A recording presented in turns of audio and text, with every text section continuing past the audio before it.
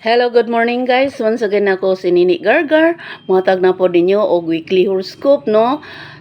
November 4 up to 10. Muna atong weekly horoscope guys. Muna ang date. So, karon sa dili pa nako ipadayon guys. Kaya hapit na ko malate, no? Duty na ko guys. Sa di pa na to ipadayon ang pagsaysay sa inyong weekly horoscope guys. Magampo sa ni Lord. Lord, thank you for everything.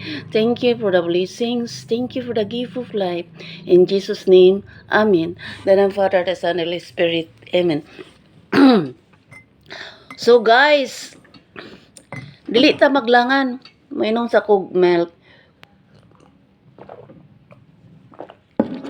Dili na ta maglangan pagsaysay sa inyong weekly horoscope guys. Painomdom nga i-remind lang nako nga katong nataw ra sa January, February, March, April, May, June, July, August, September, October, November, and December. Mo na basehan nako ang inyong nataw kung unsa mo nataw nga month guys, no? Sabot tadaan. Okay. In Jesus name, ang nataw sa January, wala siya katugkad kung unsa iyang himuon karong adlaw. Nasa'y plano daghan pero wala pagyud ni mahimong mapostro. Pero sa kalit na ibalita nga makapahimot niya o kini abangan. Okay, January, God bless. Ingat, kinanglan po siya og kanang tama nga pagpahuhay, no? Remember, January, health is wealth. Now na ang akong ipahinom nimo January. Then February, ako karon nagampo og ikaw mahimot og malipay. Mao na. Kinsay nagampo ni February, ako karon nagampo og nahimot ako og nalipay tungod kay naay pag-alagad nga maayo og manindot og kini ikahimot kanimo February og sa uban nimong mga kaubanan ug unsa ni kini abangan. Oy, nay nagampo kanimo February nahimot og nalipay. Okay? Okay, abangan natin kung ano ba yung ibig sabihin nun. Then March, sang March sa dunay pag-alagad karon. Malipayon kay siya karong adlaw tungod sa mga balita og kini ikahipahimot niya pag-ayo og sayang mga suod sa kasing-kasing. April do na po'y pag-alagad karon.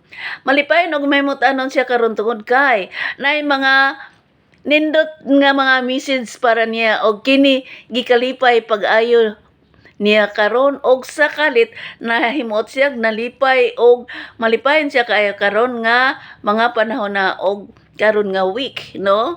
May ang ni aduna po'y pag-alagad karon mao nga karon nagampo siya nga walay problema sa tanan niyang mga suod sa kasing-kasing. Then June aduna po'y pag-alagad karon nga nindot og siya malipayon tungod sa mga balitang wala niya hisabti og tungod sa kalipay nga naa siya naangkon nga kadaugan malipayon siya nag-thanks God siya. Okay, ang July kalit siya nga nakatugkad nga kung unsa di ang ipahimo sa tao kana imong buhaton aron walay palpak. Then ang August kalit siya nakatugkad nga kung ikaw palabilabi sa imong isig kaingon dili nindot ang sangputana na siya tulubagon. Okay, then ang September aduna po'y pag-alagad karon nga malipayon mahimutaanon og bali wala na siya katugkad kung unsa ang iyang kalipay sa mga balita. Ay, and then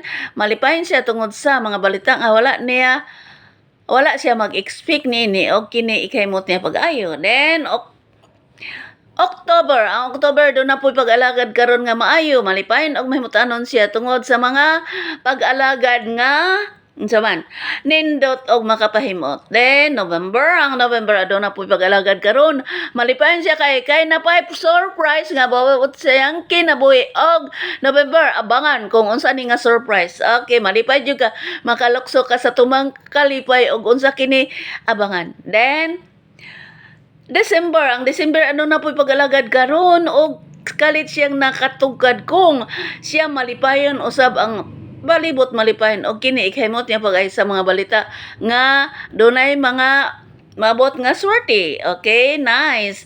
Og nahumanag gyud akong task guys. Wala na ko'y utang ha.